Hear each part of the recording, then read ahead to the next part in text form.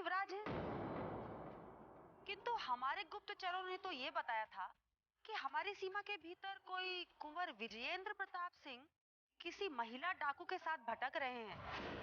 हमें पूर्ण विश्वास है कि जैसे ही चंद्रमुखी हमें देखेगी, हम दोनों के बीच में एक अटूट प्रेम का बंधन हो जाएगा और ये सारा संसार लैला मजनू और श्री फरहाद की जोड़ियों को भूल के केवल भानु प्रताप और चंद्रमुखी की जोड़ी को याद रखेगा।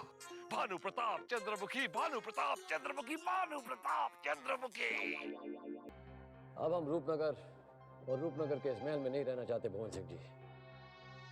आप हमें जाने दीजिए। यदि आप राजकुमारी को बिना बोले चले गए तो हम उन्हें क्या उत्तर देंगे अतिथि युवराज? और हमें जाने के पहले इतना बताने का कष्ट कीजिए कि अचानक ऐसा क्या हो गया जिससे आप इतने क्रोधित हो बैठे और महल छोड़ के जाने का निर्णय ले बैठे। आप हमसे कुछ ना ही पूछे तो अच्छा होगा। हम यहाँ अपने भाई विजेंद्र प्रताप सिंह को खोजने आए थे, लेकिन इस महल में आए दिन ऐसी घटनाएं घटती रहती हैं जो हमने कभी नहीं देखी। अब हमारा मन उब गया भुवन सिंह जी।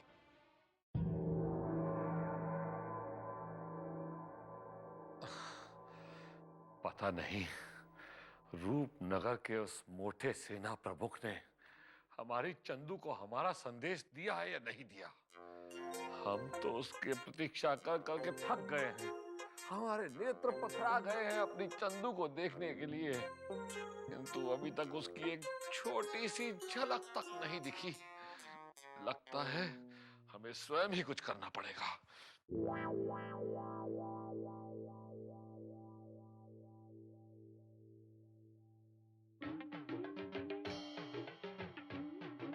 चंदू, चंदू, चंदू, भानु की चंदू, चंदू, चंदू, कहाँ हो?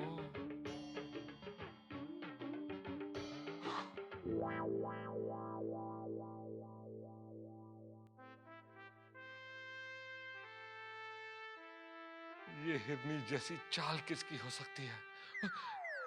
कहीं चंदू हमारे आने का संदेश पाके स्वयं हमें अपने कक्ष में ले जाने के लिए आ रही हो? कहीं उसके कोमल पैरों में कोई कंकर न लग जाए, इसीलिए हम स्वयं उसके करीब पहुंच जाते हैं। चंदू, चंदू, ओह, वाह! जब तुम्हारी चीख इतनी लुभानी है तो तुम्हारा गीत कितना मधुर होगा।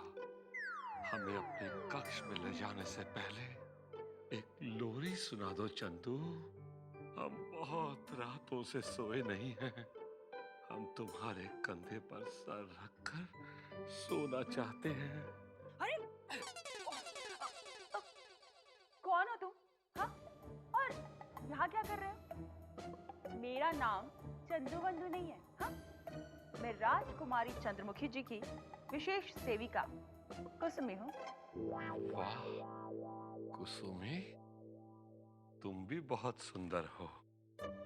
और वो दासी जो हमें विजेंद्र प्रताप सिंह समझ बैठी थी, वो भी बड़ी सुंदर थी। क्या रूपनगर की सभी युवतियां इतनी सुंदर हैं? तो फिर राजकुमारी चंद्रमुखी कितनी सुंदर होगी? क्या तुम भी उस दासी की तरह हमारी सुंदरता निहार रही हो? इस जन्म में तो कभी नहीं। हाँ? वैसे तुम किसे निहारना चाहते हो मेरे प्यारे भैया? आज तुम्हें देखकर मुझे अपने बिछड़े हुए भाई की याद आ गई। वो भी बिल्कुल तुम्हारी तरह डरावना लगता था। कहीं तुम मेरे वो बिछड़े हुए भाई ही तो नहीं हो? हम किसी के भाई नहीं हैं। और तुम हमें निहार निहार कर हमारा समय क्यों नष्ट कर रही थी? मैं आपको नहीं निहार रही। मैं तो उस दुष्ट युवराज से मिलने जा रही हूँ जो अभी अभी इस महल में पधारा है। सेना प्रमुख जी बता रहे थे कि या तो वो पागल है या बहुत जल्दी होने वाला है। लगता है उसे पागल कुत्तों ने मिलकर काटा है। तभी तो सेना प्रमुख जी उसके उपचार के लिए पशुओं के वैद्य को बुला रहे हैं। कहीं तुम हमारे बारे में तो नहीं बोल रही ना? वो सेना प्रमुख ने कहीं हमें पागल तो नहीं समझ लिया?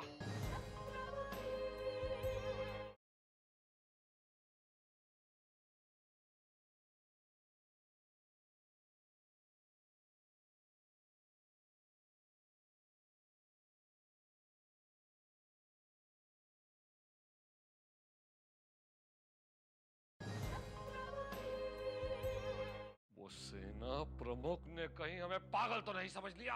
अरे नहीं मेरे बिछड़े हुए भैया, तुम कैसे हो सकते हो? वो तो अलकापुरी का कोई दुष्ट युवराज भानु प्रताप सिंह है। तुम तो मेरे प्यारे प्यारे वो भैया हो जिसे अभी मेरा राखी बांधने का अरमान भी पूरा नहीं हुआ था और वो नाले में डूबकर मर गया। लेकिन भैया तुम इतने वर्षों तक नाले में डूबे रहने के बाद भी जीवित कैसे बच गए? कहीं तुम भूत तो नहीं हो ना? यदि तुमने दोबारा हमें अपना भाई या भूत कहा तो हम तुम्हारा वध कर देंगे। क्या तुम्हारे ये बड़े बड़े नेत्र कुंवर भानु प्रताप सिंह को पहचान नहीं पा रहे कि तुम हो कि बलपूर्वक हमें अपना भाई बना रही हो या कभी भूत? क्षमा चाहती हूँ भूत प्रताप सिंह जी। मेरा मतलब है भानु प्रताप सिंह जी। मेरी जिह्वा फिसल गई हुजूर। मैं तो वो दूसरे नए युवराज के बारे में बात कर रही थी जो अभी अभी इस महल में आया है। वरना आपके जैसा सुंदर युवराज मैंने आज तक कहीं नहीं देखा। आप तो सुदर्शन युवराज हैं, सुदर्शन। बस बस, अब बोल बोल कर हमारा समय नष्ट न करो और बताओ कि क्या राजकुमारी चंद्रमुखी ने अपना श्रृंगार कर लिया है? जी हुजूर, राजकुमारी चंद्रमुखी जी अभी अभी वन विहार से आकर झरने पर नौका विहार को गई हैं। वो जैसे ही अपनी सखियों के साथ यहाँ आ जाएंगी, मैं आपकी आगमन की सूचना उन्हें दे दूंगी। अब बताएं, इस सेविका के लिए और कोई सेवा है? क्योंकि मुझे अभी वो पुराने महल में रहने वाले तीसरे युवराज की सेवा के लिए भी तो जाना है ना। पुराने महल में तीसरे युवराज का स्वागत? ये हम क्या सुन रहे हैं कुसुमी? हमें तो लगा था कि यहाँ वो एक दुष्ट युवराज सूर्य प्रताप सिंह है और एक महान युवराज भानु प्रताप सिंह। ये तीसरा युवराज कहाँ से आ गया? उसका नाम क्या है? युवराज वो भी आप ही की तरह अलकापुरी से आया है और लोगों को बहुत मन भाया है। उसका नाम वनराज बताया है। वनराज?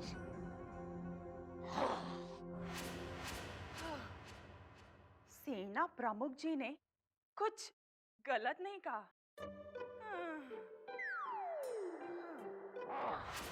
वनराज, वनराज, वनराज! पता नहीं हमारा ये सौतेला भाई हमारा पीछा कब छोड़ेगा। हमने सोचा था कि हम ही वो युवराज होंगे जो इस मायावी जंगल से निकलकर रूपनगर पहुंचेंगे। पर रूपनगर पहुंचने के बाद हमें पता चला कि यहाँ तो युवराज ही युवराज घूम रहे हैं। हमने सोचा था कि यहाँ पहुंचने के बाद केवल एक ही नाम गूंजेगा, कुंवर भानु प्रताप, भानु प्रताप, भानु प्रताप। किंतु यहाँ तो हमारे उस तुच्छ सौतेले भाई वनराज का नाम गूंज रहा है। किसी पुराने महल में उसका स्वागत हो रहा है, जबकि हम इस कक्ष में अकेले बैठे हैं और वो चंद्रमुखी अभी तक हमें देखने तक नहीं आई।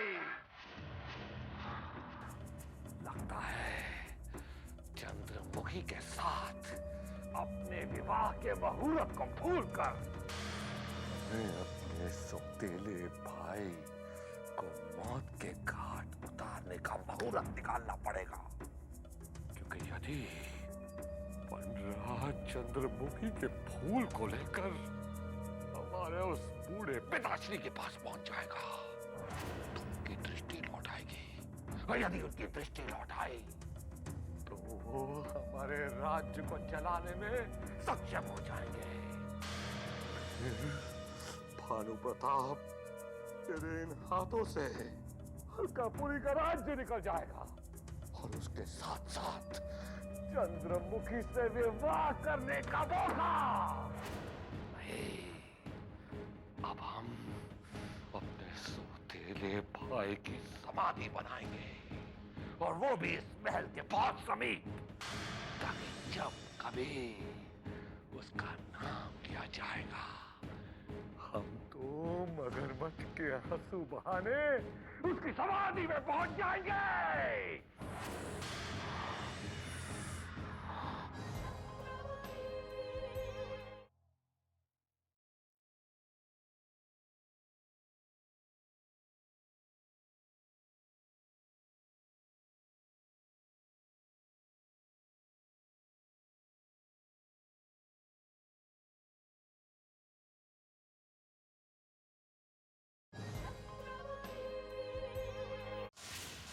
क्या वो दोनों युवराज एक ही राज के रहने वाले हैं? जी हाँ भवन सिंह जी। ये कैसे हो सकता है महेंद्र सिंह जी?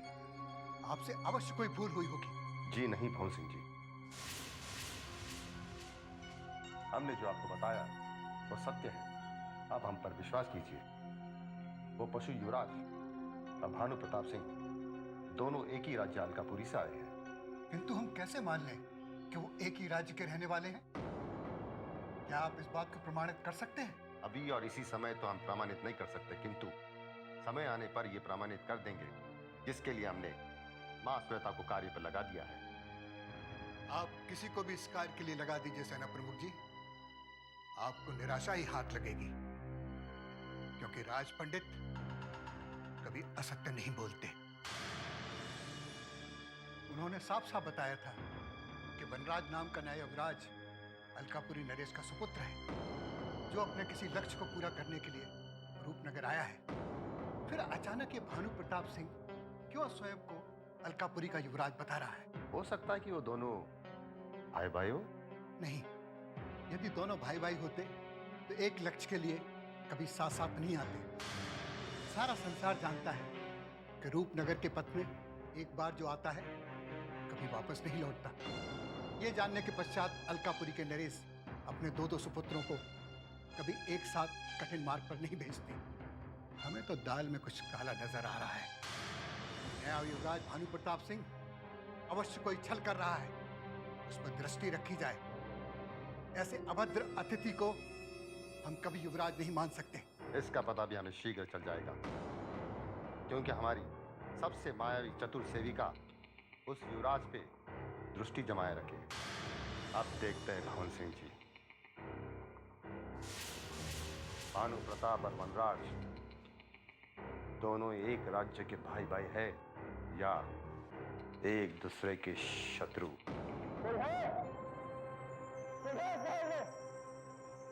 इस पुराने वीराने महल में कोई है तो नहीं?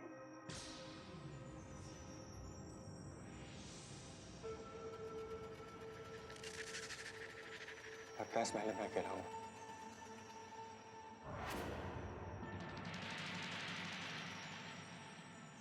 क्या हुआ युवराज? आप इतने क्रोधित होकर क्यों चिल्ला रहे हैं? किसी वस्तु की आवश्यकता है? नहीं, मुझे किसी चीज की कोई आवश्यकता नहीं है। तो फिर आप अचानक इतना क्रोधित होकर क्यों चिल्लाने लगे? मैं तो आपके भोजन की व्यवस्था कर रही थी कि आपकी तीव्र वाणी सुनकर मैं दौड़ी दौड़ी चली आई। मैं तुम्हें नहीं पुकार रहा था, मैं केवल इतना जानना चाहता हूँ कि मेरे सिवा इस महल में कोई और रहता है या नहीं। मुझे लगता है मैं इस महल में अकेला रहता हूँ। हाँ युवराज, आपके सिवा इस महल में कोई नहीं रहता। बस एक मैं हूँ जिसे आपकी सेवा के लिए यहाँ रखा गया है। सिर्फ एक ही इंसान को मेरी सेवा में क्यों रखा गया है? यहाँ कोई दूसरा मनुष्य क्यों नहीं रहता?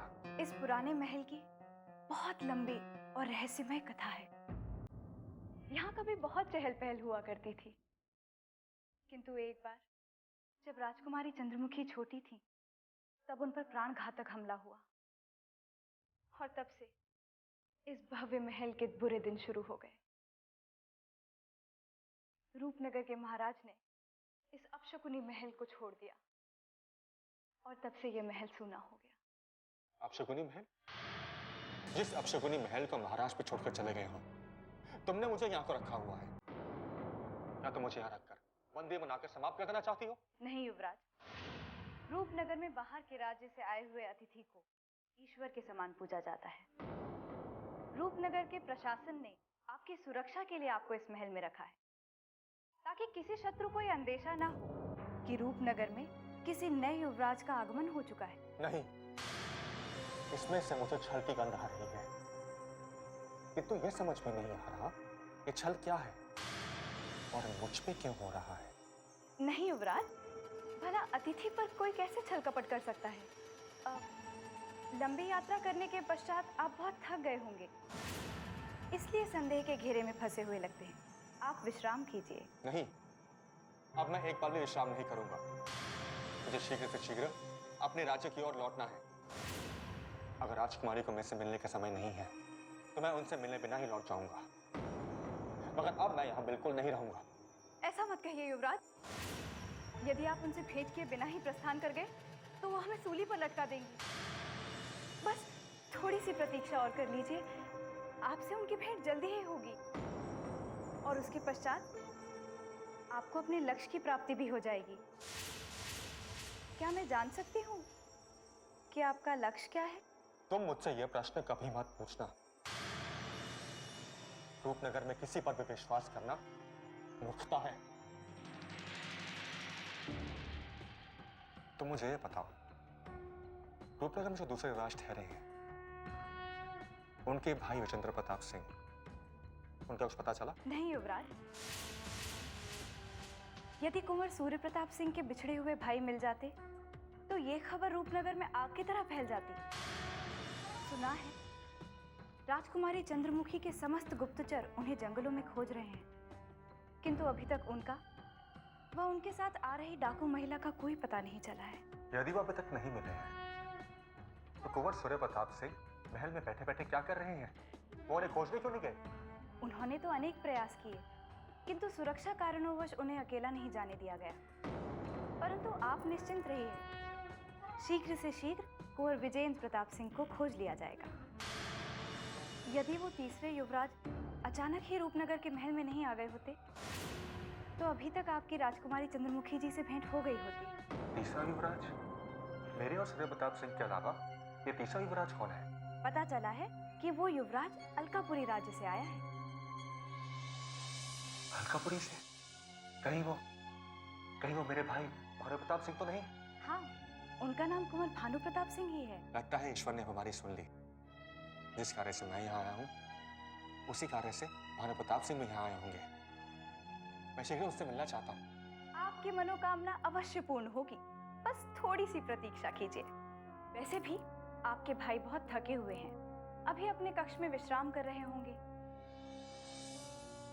मेरे भाई भानु प्रताप सिंह के आगमन की सूचना देकर तुमने मेरा आत्मविश्वास कितना बढ़ा दिया है। मैं जैसे उनसे मिल लूंगा, मेरा कार्य पूर्ण हो जाएगा।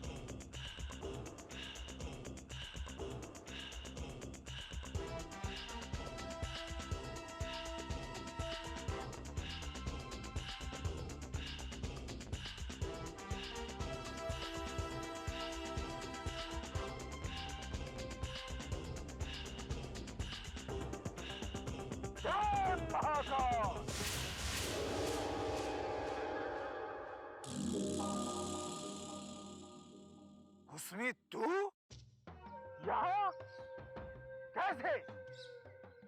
तुझे तो हमने अपने रूपनगर के महल से बाहर निकलने से भी मना किया था, फिर तू यहाँ हमारे समक्ष कैसे आ गई?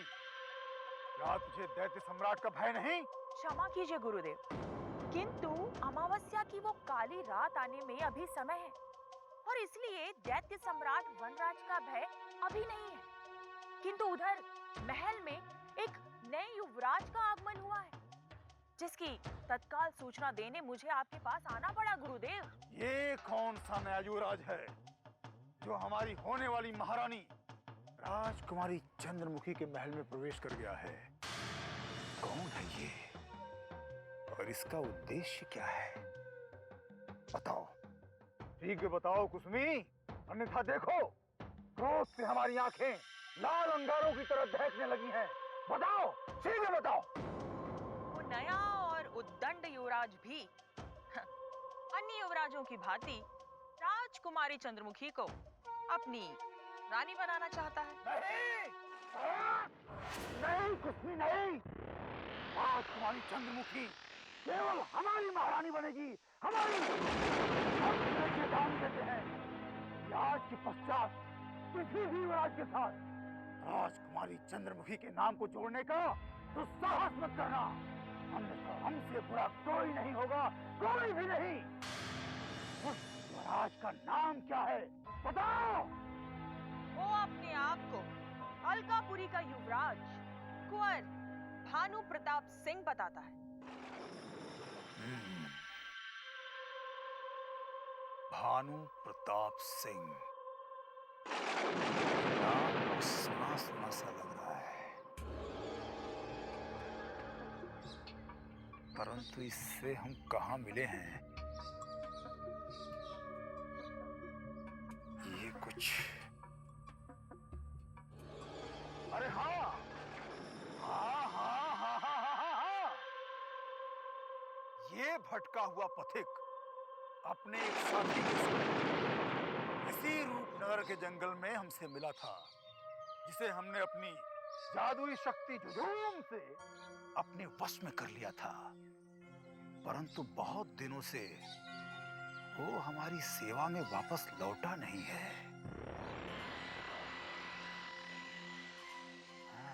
गुरुदेव, लगता है कि महल में आया हुआ वो बहरूपिया आपका दास भानु प्रताप सिंह ही है, किंतु अब उस पर आपकी जादुई शक्तियों का असर समाप्त हो गया लगता है। कहीं इसलिए वो पागल तो नहीं हो गया? अवश्य अवश्य ही भानु प्रताप सिंह पागल हो गया है, अन्यथा वो स्वयं को अलकापुरी का युवराज नहीं कहता, क्योंकि अलकापुरी के युवराज तो हमारे दैत्य सम्राट वनराज हैं। अच्छा गुरुदेव, इसका तात्पर्य ये हुआ कि महल में आया हुआ वो युवराज वास्तव में एक बहरूपिया है और हमसे चतुराई कर रहा है, लेकिन हम भी उसकी सारी चतुराई निकाल कर रख देंगे। गुरुदेव, जब वो हमसे महल में मिला तो हमसे एक युवराज की भांति ही व्यवहार कर रहा था, किंतु अब उसकी सारी चतुराई निकल जाएगी, उसकी पोल जो खुल चुकी है। कुसुमी, वहां रूपनगर के महल में न जाने कितने ढोंग हो रहे होंगे। अब तो हमें ऐसा प्रतीत होने लगा है कि यदि हम रूपनगर के इन जंगलों में और अधिक दिनों तक टिक गए तो न जाने कितने ही मनुष्य युवराज बनने का ढोंग करके रूपनगर के महल में प्रवेश कर जाएंगे। पहले एक था, फिर वनराज आए, और अब भानु प्रताप सिंह भी आ गया है। आप निश्चिंत रहें गुरुदेव, अब महल में कोई चौथा युवराज नहीं आ पाएगा, क्योंकि किसी चौथे युवराज के आने से पहले ही मैं उसे भटकाकर आपके समक्ष ले आऊंगी और आप उसका तत्काल वध कर देंगे। नहीं कुसुमी, नहीं, हम इस जंगल में रक्तपात करते करते थक गए हैं, और यहाँ इतनी दूर इस जंगल से रूपनगर के महल पर दृष्टि जमाए रखना बहुत ही कठिन है। इसलिए अब हमने ये निर्णय लिया है कि हम स्वयं रूपनगर के महल में प्रवेश करेंगे। हाँ, प्रवेश करेंगे। ये आप क्या कह रहे हैं गुरुदेव? यदि आप महल पहुंच गए तो आपको तत्काल बंदी बना लिया जाएगा। और मेरा मानना ये है कि उचित समय आने तक आपका यही डटे रहना अनुकूल होगा। और वैसे भी आज नहीं तो कल वो महल आपका ही होना है। हाँ, सत्य कहा तुमने। परंतु महल के साथ साथ राजकुमारी चंद्रमुखी भी हमारी होगी, और उसे प्राप्त करने के लिए हमें बड़ी ही सतर्कता के साथ शीघ्रातिशीघ्र रूपनगर के महल में प्रवेश करना होगा।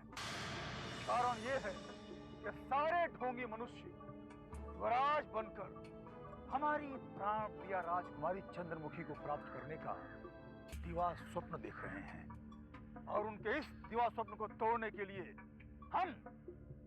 हम किसी भी अंधकार रात्रि में उचित अवसर देखकर रूपनगर के महल में प्रवेश करेंगे और अपनी राजकुमारी चंद्रमुखी को अपने वश में कर लेंगे। राजकुमारी चंद्रमुखी।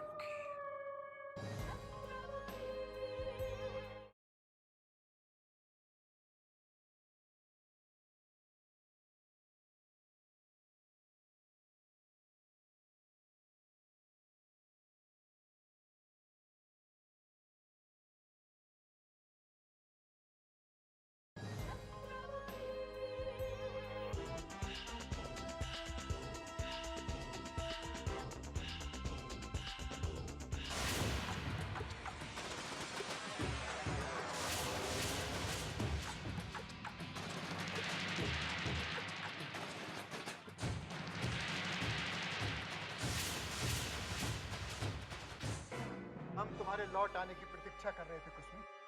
बताओ, कहां से आ रही हो? हुजूर, हमेशा की तरह हम तो राजकुमारी चंद्रमुखी जी के किसी विशेष कार्य के लिए ही महल से बाहर गए थे, किंतु हमसे ये बार बार क्यों पूछा जा रहा है? क्या हमारी स्वामी भक्ति पर आपको कोई संदेह है? संदेह तो हमें तुम पर पहले से ही था, किंतु अब संदेह विश्वास में बदलता जा रहा है। दाल में अवश्य कुछ काला है। दाल में कुछ काला है?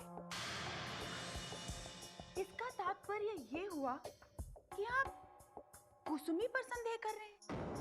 हुजूर, वो कुसुमी जो समय आने पर राजकुमारी चंद्रमुखी जी के लिए अपने प्राण भी त्याग सकती है।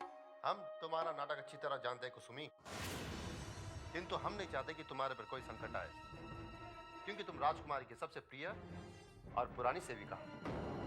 यदि तुम अपने सम्मान और प्राणों की रक्षा करना चाहती हो तो तुरंत सत्य बता दो कि तुम राजकुमारी चंद्रमुखी को विश्राम करने के लिए अकेला छोड़कर बाहर कहाँ चली जाती हो? हुजूर, जब राजकुमारी चंद्रमुखी जी के विश्राम करने का समय होता है, तब हमें उन्हीं के गुप्त कार्यों को पूर्ण करने के लिए समय समय पर महल से बाहर जाना पड़ता है। हम अपने किसी निजी कार्य के लिए महल से बाहर नहीं जाते। अब बताइए, इसमें हमारा क्या दोष है? क्यों आप हमसे इतनी कड़ी पूछताछ कर रहे हैं? हमारे बार बार चेतावनी देने के पश्चात भी तुम वही करती हो जो हम नहीं चाहते। तुम ऐसा क्या कार्य करती हो जो तुम्हें महल के बाहर जाना पड़ता है? क्षमा कीजिए हुजूर, ये हम आपको नहीं बता सकते। राजकुमारी जी के निजी कार्यों की सूचना हम उनके अलावा और किसी को नहीं दे सकते। ये राजकुमारी जी का आदेश है। राजकुमारी चंद्रमुखी के आदेश की आड़ में तुमने अपना बचाव तो कर लिया है कुसुमी, किंतु ये झूठ अधिक दिनों तक नहीं चलेगा। जब कभी सत्य का पलड़ा ऊपर जाएगा तो तुम्हारा झूठ अवश्य पकड़ा जाएगा। इसीलिए अभी से समझ जाओ तो तुम्हारे लिए बहुत अच्छा है, वरना बहुत पछताना पड़ेगा। अब मैं आपको कैसे विश्वास दिलाऊं हुजूर? मैं ऐसा कोई भी कार्य नहीं कर रही हूँ जिससे राजकुमारी चंद्रमुखी जी को किसी भी प्रकार की हानि उठानी पड़े। हुजूर, जब राजकुमारी चंद्रमुखी जी छोटी सी थी, मैंने तब से उनकी सेवा की है। फिर आप ही मुझे बताइए, क्या आज तक राजकुमारी चंद्रमुखी जी को हमारी वजह से कोई कष्ट हुआ है? अगर उनके पैर में एक कांटा भी चुभ जाए ना, तो उनसे अधिक दर्द हमें होगा। कुसुमी, झूठ को सत्य बनाकर तुम्हारा ये प्रस्तुत करने का तरीका बहुत अच्छा है, किंतु ये चतुराई बहुत दिनों तक नहीं चलेगी। अभी भी समझ जाओ और बिना अनुमति के महल से बाहर मत निकलो, वरना घर की रहोगी ना घाट की। हम तुम्हें यह अंतिम चेतावनी देते हैं, यदि तुमने दोबारा बिना पूछे महल से बाहर जाने की कोशिश की तो हम तुम्हें महल से बाहर कर देंगे। ठीक है हुजूर, आज से आप जैसा कहेंगे हम वैसा ही करेंगे। अब अगर आज्ञा हो तो हम चलें, क्योंकि राजकुमारी चंद्रमुखी जी अब विश्राम के पश्चात उठ गई होंगी। चलती हूँ हुजूर। प्रणाम। प्रणाम।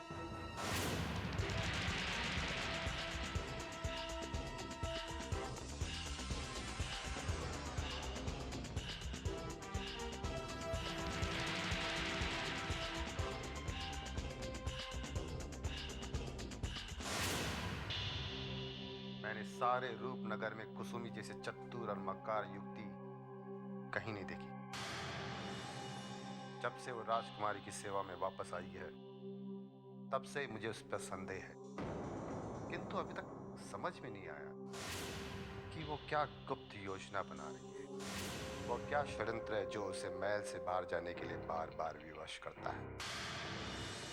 अवश्य ये भी नागराज और राजवीर की तरह नाटक कर रही है, जिसका पता हमें शीघ्र ही लगाना होगा। नागराज, वो जो कार्य मैंने... क्या बात है नागराज, आज तुम्हारे मुख की लाली इतनी काली क्यों दिखाई दे रही है? तुम्हारा मुख जो एक विषैले नाग की तरह सदैव होता है, आज वो एक घायल गिरगिट जैसे क्यों हो गया? तुम्हारा स्वास्थ्य तो ठीक है ना? महामहिम, मेरा स्वास्थ्य तो ठीक है, किंतु यदि ऐसे ही चलता रहा तो आपका स्वास्थ्य अति शीघ्र बिगड़ जाएगा। इसका क्या तात्पर्य हुआ? महामहिम, मंत्रीवर को बंदी बनाने के पश्चात हमारा सम्मान बढ़ने के स्थान पर घट गया है। अब हमें कोई ऐसी युक्ति लड़ानी होगी जिससे हमारा सम्मान वापस आ जाए। कह तो तुम ठीक रहे हो नागराज, हम ना घर के नहीं ना घाट के। मंत्रीवर को बंदी बनाने के पश्चात हमें लगा कि केवल महल में नहीं अभी तो सारे रूपनगर में हमारी जय जयकार हो गई, किंतु हमारी तो मिट्टी ही पलित हो गई। लज्जा से तो शीश उठाकर चलना भी मुश्किल हो गया नागराज। कभी कभी तो चुल्लू भर पानी में डूब मरने का मन करता है। महामहिम, यदि आप चुल्लू भर पानी में डूब मरे तो मेरा क्या होगा? इतने वर्षों तक मैंने जो आपका साथ दिया है, आपकी सेवा की है, क्या उसका परिश्रम व्यर्थ हो जाएगा? क्या मुझे इस महल में अकेले ही जीवन व्यतीत करना होगा? तुम लालची के लालची रहोगे नागराज। चुल्लू भर पानी में केवल हम नहीं डूब मरेंगे, तुम्हें भी हमारे साथ मरना होगा। आज के बाद जहां भी हम रहेंगे तुम्हें भी साथ रहना होगा। मैं समझ गया महामहिम, अच्छी तरह से समझ गया। आप जहां भी जाएंगे वहां मैं तो क्या, मेरी छाया भी आपके साथ आएगी महामहिम। मैं आपके बिना अधूरा हूं। अब मेरी चिंता छोड़िए और ऐसा कोई तोड़ निकालिए जिससे हमारे सुनहरे दिन वापस आ जाए और वो महेंद्र सिंह और उसके साथ वो खूसट भुवन सिंह, वो दोनों भगवान को प्यारे हो जाए। समझो हमने इसका तोड़ निकाल लिया है, जिसका समय आने पर हम उन दोनों पर प्रयोग करेंगे। एक घायल शेर तब तक चुप रहता है जब तक उसका घाव नहीं भरता, और जिस दिन हमारा घाव भर गया हम उस बुड्ढे भुवन सिंह और उस सेनापति महेंद्र सिंह को हमारे जाल में फांसकर समाप्त कर देंगे। महामहिम, आपकी योजना सुनने के बाद मेरे अंदर जीने की इच्छा फिर से जाग उठी है। अन्यथा इतना अपमान सहने के पश्चात हम जीते जी मर गए थे महामहिम, जीते जी। अब मुझे ये बताइए कि हम उन दोनों को किन अस्त्रों से समाप्त करेंगे? हम उन्हें तलवार से मृत्यु दंड देंगे या फिर छल कपट के सागर में चुपके से डुबो डुबो कर समाप्त कर देंगे? उन दोनों को हमें छल कपट से समाप्त करना होगा। यदि हमने अस्त्रों का प्रयोग किया तो हमें लेने के देने पड़ जाएंगे और रूपनगर की सारी सेना कीड़े मकोड़ों की तरह हमें अपने पैरों की तले मसल कर समाप्त कर देगी। आप सत्य कह रहे महामहिम, आमने सामने की लड़ाई में हम उनका कुछ भी नहीं बिगाड़ पाएंगे, कुछ भी नहीं। इसलिए हमें उन्हें षड्यंत्र से ही मारना होगा। अब मुझे बताइए कि आपने क्या योजना बनाई है? योजना यह है कि शीघ्र ही अमावस की रात आने वाली है। यदि हम अमावस की रात उस बुड्ढे भुवन सिंह और उसके पीछे घूमने वाले सेना प्रमुख महेंद्र सिंह को उस वनराज के सामने चारा बनाकर डाल दे तो अमावस की रात वो पशुराज उनकी बोटी नोच नोच कर खा जाएगा और उन दोनों से हमें छुटकारा मिल जाएगा। वाह महामहिम वाह, क्या तोड़ निकाला है आपने। अब मुझे पूर्ण विश्वास हो गया है कि हमारे सुनहरे दिन शीघ्र ही वापस लौटने वाले हैं। किंतु मुझे ये बताइए कि हम इस योजना पर अमल कब करेंगे? हम अभी और इसी समय हमारे षड्यंत्र पर कार्य करने जा रहे हैं, क्योंकि अमावस की काली रात के लिए बहुत कम समय रहेगा।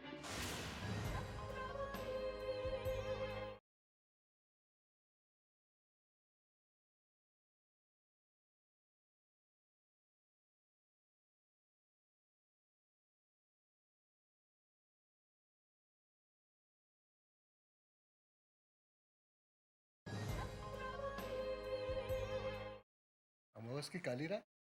हाँ, कुछ दिनों के पश्चात अमावस की काली रात आने वाली है। किंतु इसमें नई बात क्या है जिसके लिए आप इतने चिंतित हो रहे हैं सेना प्रमुख जी? चिंता का विषय है भवन सिंह जी। क्या भूल गए पुराने महल में जो अतिथि युवराज ठहरा है उस पर अमावस की काली रात का प्रकोप है? अतिथि युवराज का रूपनगर में ठहरना संकट से खाली नहीं है। हाँ, हम तो भूल ही गए थे कि पुराने महल में ठहरे हमारे राज अतिथि वो युवराज हैं जो अमावस की काली रात में पशु के रूप में परिवर्तित हो जाते हैं और देखते ही देखते अपने सामने पड़ने वाले किसी भी मनुष्य को समाप्त कर देते हैं। क्या अमावस की रात को रूपनगर वासियों पर संकट आने वाला है? वो अतिथि बने शांत युवराज पशु के हिंसक रूप में आने वाला है? अतिथि युवराज का इतिहास तो यही बताता है। हमें अमावस की काली रात को चौकन्ना रहना पड़ेगा। रूपनगर के महल के चारों ओर सैनिकों का जाल बिछा दो ताकि किसी भी संकट के समय रूपनगर और राजकुमारी चंद्रमुखी की सुरक्षा की जा सके। ये कार्य हमने पहले से ही पूर्ण कर लिया भवन सिंह जी। यदि राजकुमारी चंद्रमुखी की प्राणों की रक्षा के लिए अगर हमें अपनी जान भी गंवाना पड़े तो हम गवाएंगे। किंतु समस्या ये है कि पुराने महल में ठहरे अतिथि युवराज को हम कुछ कह भी नहीं सकते। यदि हमारा वश चलता तो हम अमावस की रात आने से पूर्व ही उस युवराज को सीमा से बाहर कर देते। किंतु ये कदम उठाकर हम राजकुमारी का आदेश का उल्लंघन नहीं कर सकते और उन्हें रूपनगर की सीमा के अंदर रखकर हम रूपनगर की सुरक्षा के साथ खिलवाड़ नहीं कर सकते। हमें समझ में नहीं आ रहा कि हम क्या करें क्या ना करें। क्या आपके पास कोई ऐसी योजना है जिससे इस भारी समस्या का कोई तोड़ निकल सके और जिससे सांप भी मर जाए और लाठी भी ना टूटे? इस समय हमारे समझ में कुछ नहीं आ रहा, किंतु कोई ना कोई तोड़ तो निकालना ही होगा। इसके लिए हमें थोड़ा समय चाहिए। अब सोचने विचारने का समय नहीं है सेना प्रमुख जी।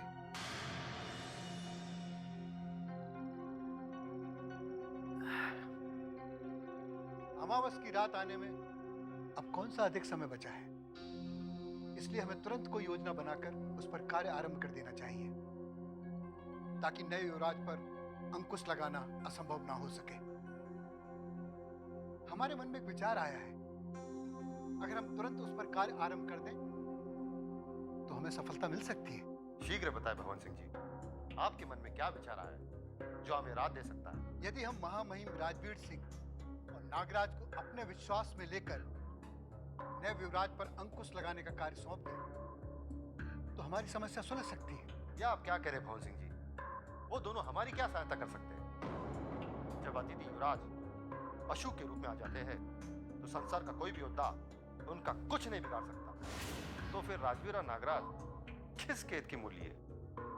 हम उन दोनों के साथ पशुराज की कोई भिड़ंत नहीं करा रहे, बल्कि उन दोनों को आगे करके रणनीति बना रहे हैं जिससे सांप भी मर जाएगा और लाठी भी नहीं टूटेगी और उन दोनों की एक बार फिर परीक्षा हो जाएगी। हम देखना चाहते हैं कि वो दोनों अपने राज के लिए प्राण दे सकते हैं या उनके विचार बदल गए हैं। क्या रणनीति आपकी? शीघ्र बताइए, ताकि हम रूपनगर और राजकुमारी को सुरक्षित कर सकें। योजना तो वही होगी जो किसी शत्रु को चकमा देने के लिए बनाई जाती है। हम पुराने किले की घेराबंदी के लिए जो सैनिक भेजेंगे, उसकी अगुवाई महामहिम राजवीर सिंह और नागराज करेंगे। यानी कि वो दोनों सेनापति की तरह आगे रहकर वनराज की ओर से किसी भी आने वाले संकट से सबसे पहला मुकाबला करेंगे। आपकी योजना ठोस है पवन सिंह जी। वनराज का संकट टले या न टले, लेकिन उन दोनों की परीक्षा अवश्य हो जाएगी। हम अभी जाकर राजवीर और नागराज से मिलते हैं और उन्हें ये रणनीति बताकर कार्य पर लगा देते हैं।